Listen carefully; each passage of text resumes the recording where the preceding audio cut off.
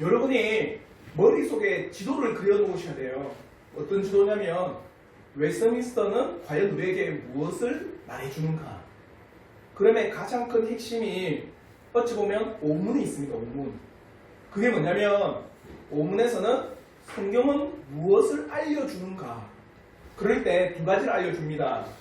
하나님에 대해서 무엇을 알아야 되는가. 한마디로 하나님에 대해서 무엇을 믿어야 되는가를 성경이 알려주고, 두 번째는 그 하나님을 아는 것만큼 하나님께서 사람들에게 세우신 그 의무가 무엇인가, 이걸 성경은 우리에게 알려준다는 겁니다. 한마디로 성경을 통해서 하나님을 알고, 또 성경을 통해서 하나님께서 우리에게 명하신 그 명령을 우리가 배우는 거예요. 그게 가장 큰 핵심입니다. 그러면 성경이 말하는 하나님은 누구신가? 그게 육문입니다. 그러면 세 가지를 이야기하겠어요. 첫째는 성경을 통해서 하나님의 성품, 속성을 알 수 있다. 그리고 두 번째, 하나님의 본질, 삼위일체 하나님에 대해서 성경을 통해 알 수 있습니다. 그리고 세 번째, 하나님의 작정, 뜻, 계획을 성경을 통해 알 수 있습니다. 그러므로 이제 7문에서 뭘 배웠습니까? 하나님의 성품, 속성, 특징은 뭡니까? 하나님은 영이십니다. 하나님은 무한하십니다. 하나님은 불변하십니다. 하나님은 불가해하시고 전지전능하시며 무소부재하시며 지극히 선하시고 지극히 은혜로우시고 지극히 자비하시고 지극히 사랑이시고 지극히 공의로우신, 그리고 지극히 인자하신 그 하나님을 성경을 통해서 내가 배울 수 있습니다. 그리고 이게 두 번째, 성경이 알려주는 하나님의 본질. 그것을 우리가 8문부터 11문까지 배웠습니다. 8문을 통해 이런 하나님의 특징을 가지고 있는 존재는 여러 존재일 수 있는가? 오직 한 분밖에 없다. 하나님 외에 이런 속성을 가진 분은 결코 존재하지 않는다. 왜? 최고가 뭡니까? 최고로 선하다. 완전히 선하다면 그 밑에는 뭡니까? 불완전한 거예요. 맞죠? 1등이 있으면 2등이 있는 겁니다. 과연 최고에서는 누군가 할 때 하나님 한 분밖에 없다라는 겁니다. 그럼 그 하나님은 어떻게 존재하시는가? 삼위로 계십니다. 성부, 성자, 성령. 그래서 각각의 역할이 다르고 각각의 하신 일이 다르지만 한 본질인 하나님 안에 연합되어 있습니다. 그걸 우리 사람의 이성과 사람의 아무리 똑똑한 머리로 이해할 수 있다 없다? 못한다.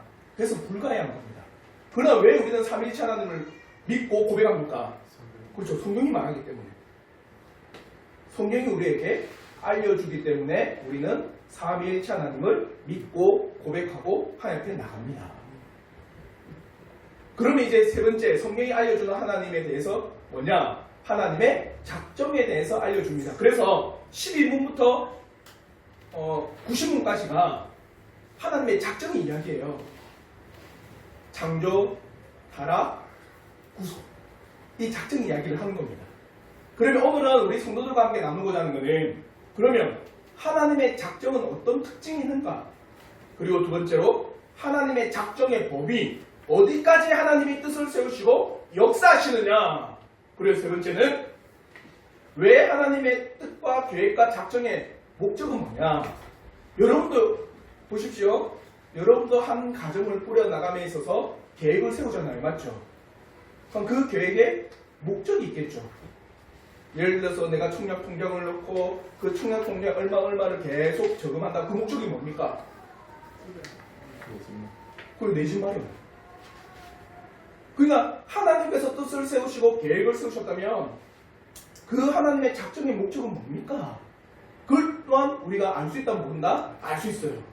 그걸 우리가 오늘 한번 나누자는 겁니다. 첫째 나눔입니다. 하나님의 작정의 성격.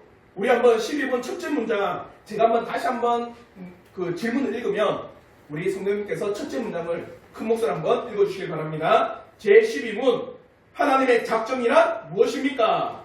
하나님의 작정은 하나님의 뜻대로 계획하신 지혜롭고 자유롭고 거룩한 일입니다. 자요, 하나님의 작정은 하나님의 뜻대로 계획하신 것이다.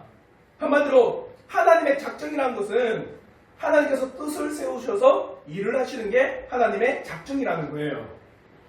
사람들도 물론 무계획적으로 일을 하는 사람도 있는 반면에 거의 계획적으로 일하는 사람들 많습니다. 오늘날 뭐라더라? 니 T야? T? J? J인가요? T 맞지? 너 T야? 이러면서 막 이렇게 하더라고. J야? 아무튼 뭐 있어요. 사람들을 이야기하면 막 계획적이고 막 뭐 어떤 뭡니까? 시간별마다 이걸 해야 된다. J야? 그래 시간별로 막 하는데 너 J야? 이러면서 자기의 그런 그런 사람들이 있습니다. 맞죠? 근데 하나님은 자요 어떤 일이나 계획이나 작정을 세도 반드시 질서 하나님입니다. 계획하신 가운데 일을 하세요. 그래서 고린도전서 14장 33절에 이렇게 말씀합니다. 우리 한번 고린도전서 14장 33절 말씀 우리 한번 다시 한번 읽겠습니다. 시작. 하나님은 무질서의 하나님이 아니시오 오직 화평의 하나님이시니라. 모든 성도가 교회의 싸움과 같이. 자요. 하나님은 무질서의 하나님이 아니다. 근데 그 앞에 그러면 하나님은 질서의 하나님이다 이를 말하지 않습니다. 근데 반대인 거예요. 하나님은 무질서의 하나님이 아니다. 그러므로 하나님은 어떤 하나님이다? 질서의 하나님이다. 근데 재밌는 게 있어요. 뒤에 오직 화평의 하나님이시라 이렇게 말해요. 이게 뭘까요? 말씀을 잘 고민하셔야 돼요. 이겁니다. 우리가 어떤 일을 할 때 무질서하다, 질서가 없다, 그리고 어떤 계획도 없고 무계획적으로 일을 하게 되면 어떤 일이 발생합니까? 혼란스럽고 어지럽고 뭔가 다툼이 생기고 불화가 생겨요. 생각해보세요. 어떤 일을 우리가 프로젝트를 하는데 중구난방으로 하면 그 프로젝트가 안 됩니다. 그러면서 그 일을 하면서 나는 이렇다, 저는 이렇다 하면서 막 싸우게 되고 불화가 생기고 화평이 깨져버려요. 그러므로 오직 화평의 하나님이시다라는 이건 뭡니까? 하나님은 질서의 하나님이라는 걸 말하고 있습니다. 사람들도 어떤 일을 할 때 무계획적으로 하지 않는다면 하나님은 더더욱 계획 가운데 일을 하시는 거예요. 그래서 누가복음에서도 이렇게 고백합니다. 누가복음 14장 28절과 30절의 말씀 우리 한번 다 같이 한번 읽겠습니다. 시작. 너희 중에 누가 망대를 세우고자 할진대 자기의 가진 것이 준공하기까지에 족할는지 먼저 앉아 그 비용을 계산하지 아니하겠느냐. 그렇게 아니하여 그 기초만 쌓고 능히 이루지 못하면 보는 자가 다 비웃어 이르되 이 사람이 공사를 시작하고 능히 이루지 못하였다 하리라. 이거예요. 무계획적으로 일을 하면은 그것을 이루지 못할 때 많은 사람들이 어떻게 합니까? 그 사람을 비웃고 조롱하고 봐라 그 안 되는 거. 근데 니는 시도했네. 반대로 하나님은 결코 이런 분이 아니다. 하나님께서 어떤 일을 하실 때 계획하지 않는다고 생각하지 마십시오.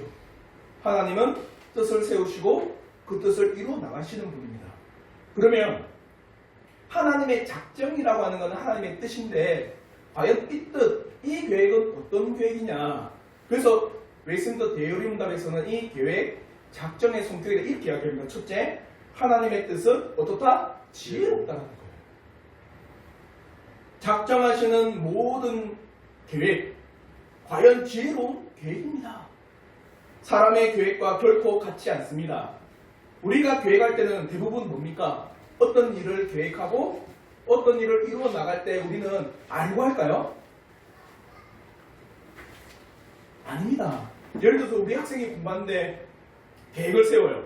막 세우고 나서 반드시 이래 될 거다 아니고 이래 되기를 바라는 겁니다. 예측이에요. 공부를 열심히 해가지고 이번에는 내가 평균 90점 이상 받아야지. 예측입니다. 그리고 거의 대부분이 사람이 계획하는 모든 것들은 바람이에요. 이렇게 되기를 바랍니다. 그래서 우리가 계획을 했을지라도 그 계획대로 되지 않을 때가 많아요. 아무리 우리가 계획을 세워도 그 계획대로 되지 않을 때가 너무 많다는 거예요. 더 쉽게 여러분 자녀를 보십시오. 여러분 계획대로 된 게 있습니까? 없습니다. 아무리 내가 계획을 세워도 내 자녀가 그렇게 되진 않아요. 사람의 계획은 지혜가 없습니다. 근데 하나님의 계획은요, 완벽한 지혜예요. 하나님의 작정과 뜻과 계획은요, 완전한 지혜로운 작정입니다. 전지전능한 하나님은 지혜롭기 때문에 바른 목적과 바른 결과를 낳게 되는 거예요. 보십시오. 그 뜻과 계획이 완벽한 지혜니까 하나님이 세우신 뜻과 계획의 결과는요, 완벽하고 바른 거예요.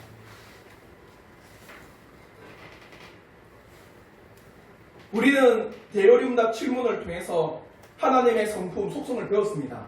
그의 지혜는 지극한 지혜다. 그리고 하나님은 지극한 선이시다. 그러니까 그가 세우는 계획과 그가 세우는 뜻과 그가 세우는 작정은 다 선하고 완전한 지혜가 되는 거예요. 그러므로 로마서 11장 33절에 이렇게 이야기합니다.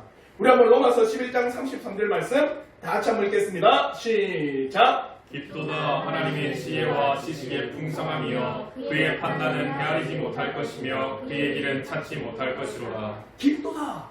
뭐가 깊다는 겁니까? 하나님의 지혜, 그의 지식. 근데 여기서 깊도다는 바로스라고 하는 헬라어인데요, 단순히 깊다, 깊은 데라는 뜻을 가지고 있는데 비유적으로 쓰일 때는 답니다. 뭐라냐면 극한, 밑바닥, 심오하다. 근데 또 재밌는 건 뭐냐? 고전 헬라어에 이 단어가 쓰이잖아. 바도스라는 단어가 쓰이면 완전함을 뜻해요. 그리고 위대함, 측량할 수 없다는 뜻을 가지고 있어요. 그러니까 하나님의 지혜는 깊도다, 하나님의 지혜는 바도스다. 이런 건 뭐냐? 고전 헬라어에서는 하나님의 지혜는 우리가 측량할 수 있다 없다? 측량할 수 없는 지혜입니다. 이 우리는 또 하나님의 성품을 배웠습니다. 불가해하신 하나님. 사람이 완전히 다 이해할 수 없는 하나님. 하나님의 지혜, 하나님의 지식은 사람이 측량할 수 없습니다. 하나님의 지식은 어떠한 것으로도 그 밑바닥을 볼 수가 없습니다. 인간의 제한된 지식과 지혜의 반대로 하나님의 지혜와 지식은 측량 불가입니다. 그러니까 완전한 그 지혜로 세우는 그 뜻과 작정이 너무나도 완벽한 지혜로운 거 아닐까요? 하나님의 뜻은요, 완벽한 지혜로운 뜻이에요. 그걸 여러분이 꼭 믿음으로 고백하기 좀 바랍니다. 두 번째로 하나님의 작정과 뜻은 어떤 성격이 있느냐? 자유로운 뜻입니다. 자유롭다는 게 뭘까요? 하나님이 어떤 뜻을 세운다? 근데 그 뜻은 자유롭게 세우셨다. 이게 뭐냐면 하나님께서 어떤 계획을 세우실 때 다른 누군가의 조언, 다른 누군가의 도움, 다른 누군가가 강압적으로 그를 이렇게 해라고 강한 게 있다 없다? 없다라는 거예요. 하나님의 전적인 주권입니다. 이게 은혜예요. 어떠한 것으로도 하나님의 계획하심과 뜻하심에 대해서 이런저런 의견을 줄 수 있는 본질을 가진 존재는 없습니다. 오로지 하나님의 자유로운 결정입니다. 그러면 우리가 과연 하나님께 작정한 모든 것이 과연 선한가? 완전히 선합니다. 그러니까 자유로운 하나님의 이 작정입니다. 이걸 깨닫잖아요. 그러면 우리의 마음에는요, 평안이 있습니다. 보십시오. 때로는 그리스도인이 큰 어려움을 빠지기도 합니다. 그리고 큰 위기를 뭡니까? 단어가 쓰요. 위기가 나에게 찾아올 때도 있다. 내가 위기에 빠질 때도 있습니다. 그러면 세상 사람들과 그리스도인의 차이가 있어요. 세상 사람들은 그 위기와 큰 어려움과 큰 고통 가운데는 어떻게 할까요? 내 힘으로 하려다가 그게 안 되면, 그렇죠, 목숨을 자기가 끊든지 아니면 인생을 포기해버립니다. 그리스도인은 하나님 당신의 작정과 뜻과 계획은 자유롭습니다. 하나님의 완벽한 지혜로운 가운데 그 뜻을 세우셨습니다. 내가 그 뜻 안에 있습니다. 내가 지금 이렇게 처절한 고통과 고난이 있을지라도 하나님께서 뜻하시는 바가 자유롭고 선한 뜻이기에 나는 이 안에서도 뭘 느낍니까? 평안을 느껴요. 사랑하는 성도 여러분, 하나님이 지극히 선한 분인 것을 믿습니까? 그러면 여러분에게 하신 모든 뜻과 계획도 지극히 선한 겁니다. 그 자유로운 하나님의 뜻 안에서 여러분을 부르신 거예요. 그 자유로운 뜻 안에서 여러분을 이 자리에 오게 하신 겁니다. 그 자유로운 뜻 안에서 여러분을 만나게 하시고 자녀를 잉태케 하시고 또 여러분을 한 교회의 성도로 부르신 거예요. 누가 강권적으로 하나님한테 저 사람을 불려야 됩니다 하지 않았어요. 누가요? 하나님의 자유로운 뜻이에요. 그만큼 아름다운 게 어디 있을까요? 그러므로 에스라 3장 11절에는요, 이 하나님의 자유로운 뜻, 너무나도 주권적인 이 뜻이라는 것을 깨달은 에스라의 고백입니다. 우리 한번 에스라 3장 11절 말씀, 우리 한번 다 같이 한번 있나요? 없나요? 죄송합니다. 제가 읽어드릴게요. 에스라 3장 11절 혹시 성경 있으시면 한번 성경을 찾아주시면 될 것 같습니다. 에스라 3장 11절 말씀.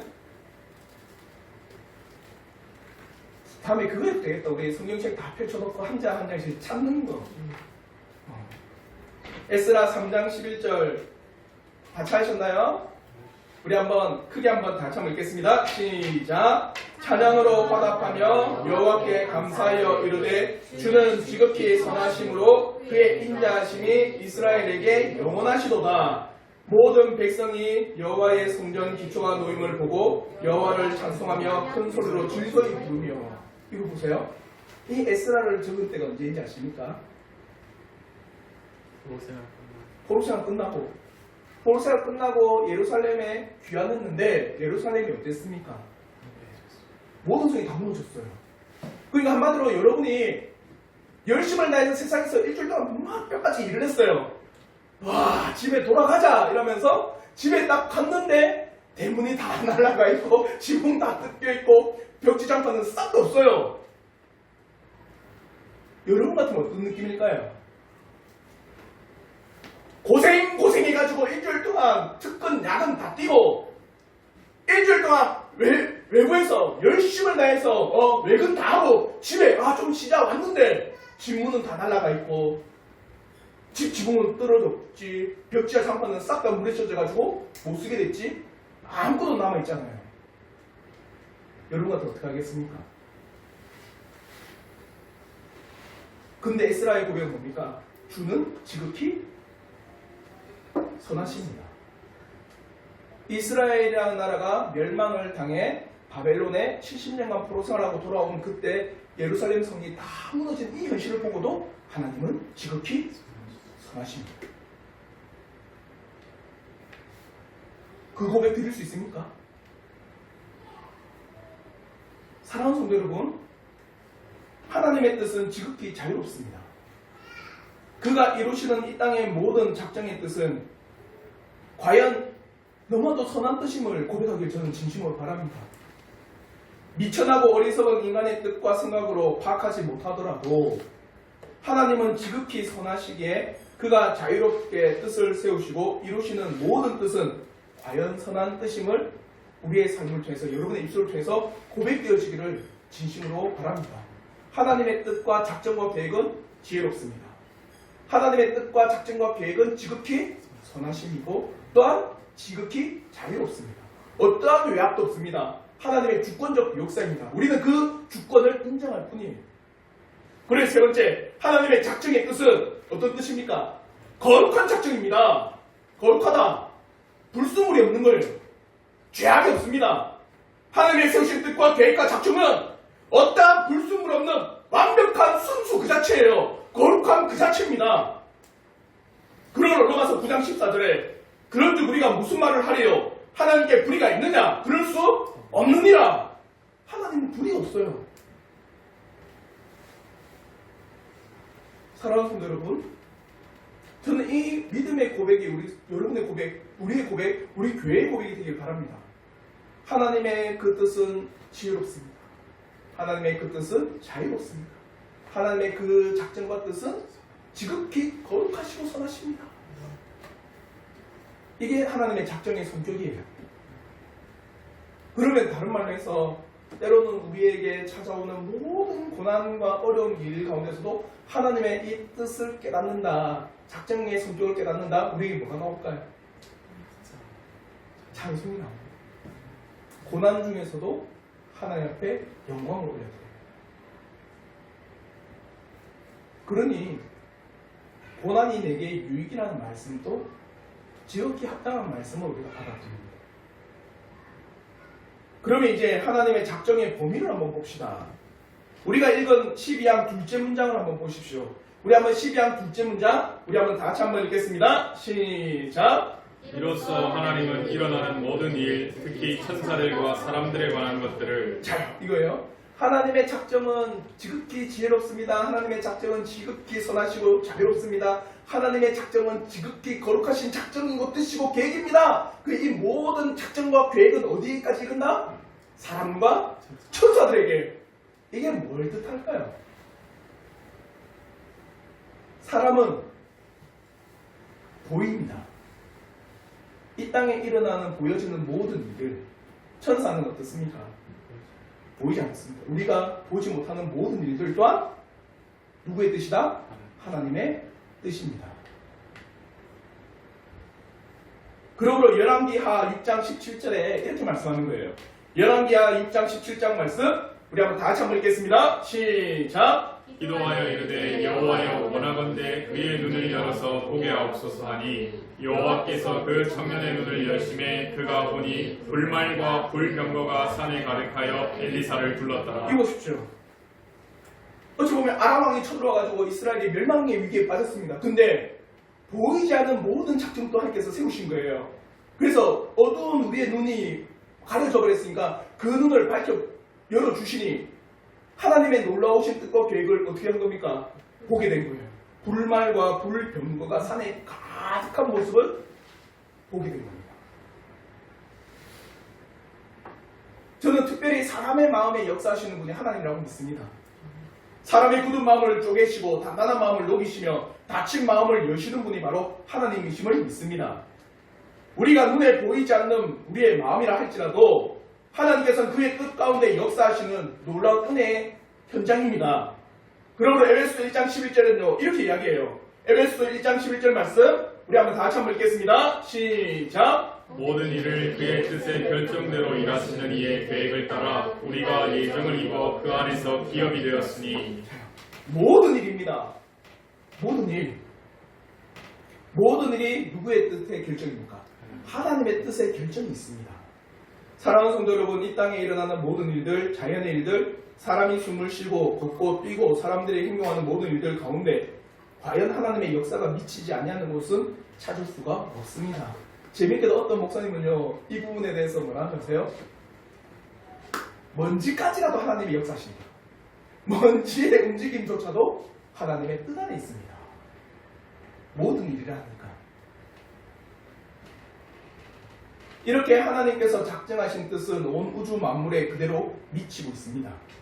어떠한 것도 하나님의 작정의 뜻 가운데 이루어지지 않는 것은 단 하나도 없는 거예요. 다른 말로 해서 여러분에게 마음을 동하셔서 우리 교회로 이끌어 주신 것도 누구의 작정과 뜻 안에 있다? 하나님의 작정과 뜻 안에 있다. 내가 이 학교, 내가 이 직장, 내가 이 가정, 내가 이 자녀를 놓은 것도 누구의 뜻 안에 있다? 하나님의 뜻 안에 있습니다. 그러므로 마태복음 10장 29절의 말씀을 보십시오. 우리 한번 마태복음 10장 29절의 말씀 다 같이 한번 읽겠습니다. 시작! 참새 두 마리가 한 아사리온에 팔리지 않느냐. 그러나 너희 아버지께서 허락하지 아니하시면 그 하나도 땅에 떨어지지 아니하리라. 참새도 떨어지게 하는 게 누구의 손 안에 있다? 하나님의 손 안에 있습니다. 하나님께서 허락하지 않으면 참새 한 마리도 땅에 떨어지지 않습니다. 모든 것이 하나님의 작정 가운데 온 땅에 움직이고 운행되어지고 있는 사실을 꼭 고백하시길 바랍니다. 진실로 하나님의 작정은 온 우주에 미치고 있다는 사실을 굳게 신뢰하는 자에게는요, 잘 봐요. 평강이 여러분이 있어요. 사랑하는 성도 여러분, 하나님의 작정의 범위를 알면, 그리고 하나님의 작정의 이 놀라운 성격을 알면 우리는 평안과 평강을 가집니다. 자녀가 제일 평안할 때 어딘지일까요? 언제요? 자녀가 제일 편하게 느끼는 장소가 어딜까요? 집. 그 집 가운데서도 화장실 가둬놓으면 자녀가 평안할까? 집인데? 아니죠. 그 집 가운데서도 어디? 엄마의 부모의 품이에요. 그 부모 안에 있을 때 자녀가 제일 안전합니다. 우리가 하나님의 뜻 안에 있습니다. 내가 하나님의 그 계획하심 안에 있습니다. 하나님의 위대한 그 지혜롭고 지극히 자유롭고 지극히 거룩한 그 뜻 안에 누가 있다? 내가 있다는 거예요. 그리고 그 뜻은 온 우주 만물에 영원히 미치는 뜻이에요. 그 가운데 누가 있다는 거예요? 내가 있다는 거예요. 그걸 깨닫는 순간 우리는 평안입니다. 그러므로 요한복음 16장 33절을 우리 한번 정말 믿음으로 이 말씀을 고백하는 우리 성도들에게 바랍니다. 요한복음 16장 33절 말씀 다 같이 한번 읽겠습니다. 시작! 이것을 너희에게 이르는 것은 너희로 내 안에서 평안을 누리게 하려 함이라. 세상에서는 너희가 환난을 당하나 담대하라. 내가 세상을 이겼노라. 누구 안에서 평안을 얻습니까? 예수 그리스도 안에서 평안을 얻게 하려 합니다. 사랑하는 성도들, 오늘 우리는 성찬을 했습니다. 성찬의 가장 큰 의미 중에 하나가 뭔지 아세요? 내가 주님 안에 거합니다. 내가 주님과 이 성찬을 통해 하나가 됩니다. 연합되어 있습니다. 내가 주님 안에 있습니다. 그러니까 우리는 평안을 얻는 거예요. 사랑하는 성도 여러분, 하나님의 작정, 그의 뜻, 그의 계획은 온 땅에 영원히 미치지 않는 것이 없습니다. 온 땅에 그대로 하나님의 뜻만이 이루어질 것입니다. 온 우주 가운데 보이는 것과 보이지 않는 모든 것, 사람들의 생활과 사회와 나라와 온 지구 가운데 자연 만물 가운데 하나님의 작정은 영원히 미칠 것입니다. 이 사실을 또한 믿음으로 고백함으로 우리가 하나님 안에 있음을 알고 또 한 주간 평안 안에 거하신 우리 성도들 되길 진심으로 바라겠습니다. 마지막 세 번째, 작정의 목적은 뭐냐? 그에 대해서도 12문은 우리에게 분명하게 가르쳐 줍니다. 우리 한번 마지막으로 12문 마지막 문장 다 함께 읽겠습니다. 시작! 자신의 영광을 위하여 영원전에 불변하도록 미리 정하셨습니다. 보이시죠? 작정의 목적. 한 가지 딱 한 단어만 이야기합니다. 뭡니까? 하나님의 영광입니다. 죄인인 우리를 구원하신 것도 하나님의 영광을 위해서예요. 온 땅을 창조하신 것도 하나님의 영광을 위해서고, 우리 교회를 세우신 것도 하나님의 영광을 위해서고, 우리가 연합하여서 한 교회를 이루신 것도 하나님의 영광을 위해서고, 좁게는 여러분의 가정과 여러분의 자녀를 낳게 하신 것도 하나님의 뭘 때문에? 영광을 위해서이다. 그러므로 로마서 8장 28절에 이렇게 말씀합니다. 우리가 알거니와 하나님을 사랑하는 자, 곧 그의 뜻대로 부르심을 입은 자들에겐 모든 것이 합력하여 뭘 이룹니까? 선을 이룹니다. 모든 일입니다. 이 땅에 일어나는 어떠한 사고와 일들 가운데 모든 것입니다. 이 모든 것은 합력하여 하나님의 위대한 선을 이루어 나가는 겁니다. 진실로 이 땅에 이루어지는 모든 것들은 하나님의 영광을 찬송하기 위해서, 하나님을 영화롭게 하기 위해서, 그리고 하나님을 높이기 위해서 우리는 창조함을 받았고 부르심을 받았고 한 몸된 교회를 세우게 하셨고 한 가정을 이루게 하셨음을 믿습니다.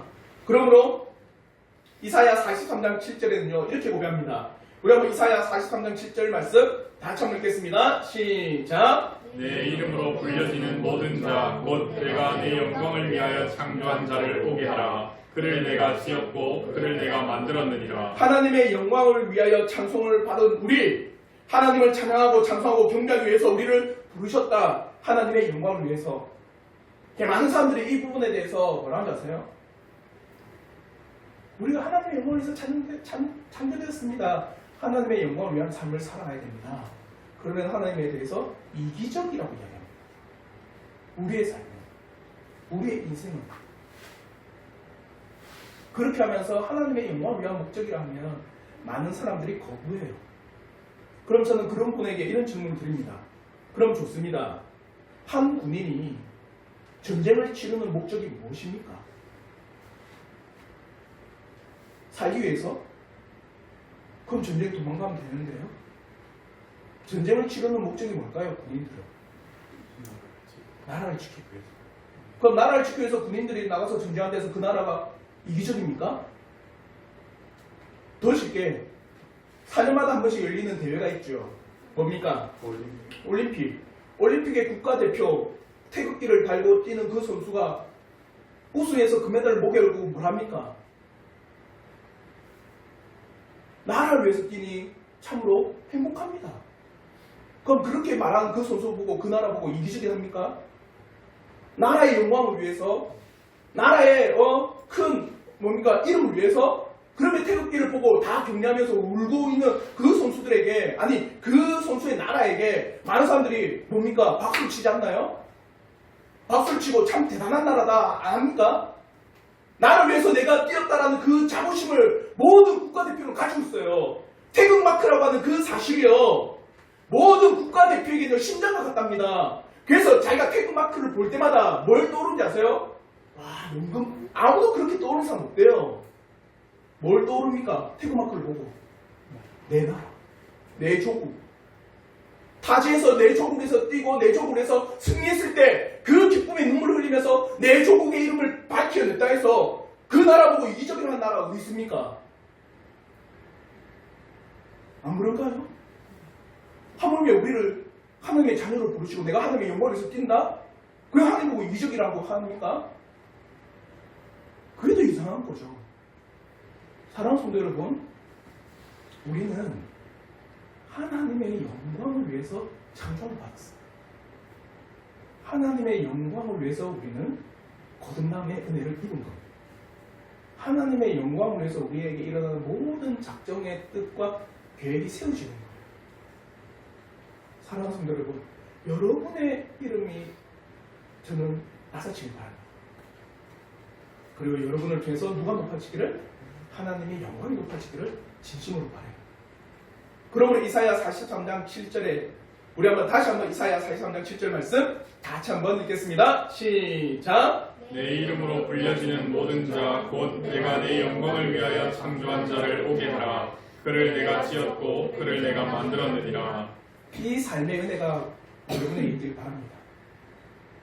우리를 택하여 부르신 것도, 우리 교회를 세우신 것도, 우리를 모으신 것도, 우리를 각 가정으로 이끄신 것도, 우리에게 자녀를 주신 것도, 우리의 삶의 환경을 이렇게 조성하신 것도 다 하나님의 뜻과 계획과 작정 안에 있습니다. 그리고 그 계획과 뜻과 작정은 무한히 지혜롭고 무한히 자유로우며 무한히 선하시며 무한히 거룩한 뜻과 계획입니다. 그러므로 우리는 결코 우리의 삶의 모든 영역을 다해 누구를 높인다? 하나님을 높이는 은혜가 우리 성도들에게 있기를 진심으로 바랍니다. 그러므로 마지막으로 고린도전서 10장 31절에 이렇게 말씀합니다. 그런즉 너희가 먹든지 마시든지 무엇을 하든지 다 하나님의 무엇을 위해 하라? 영광을 위하여 하십시오. 내가 이것을 먹고 마심으로 내 육신을 감동케 하셔서 하나님께서 주신 일들을 잘 감당하게 해주셔서 하나님 앞에 영광이 되게 하여 주옵소서. 진실로 한 주간 우리가 하나님의 영광을 위한 삶을 온전히 살아가는 은혜가 있기를 진심으로 바랍니다.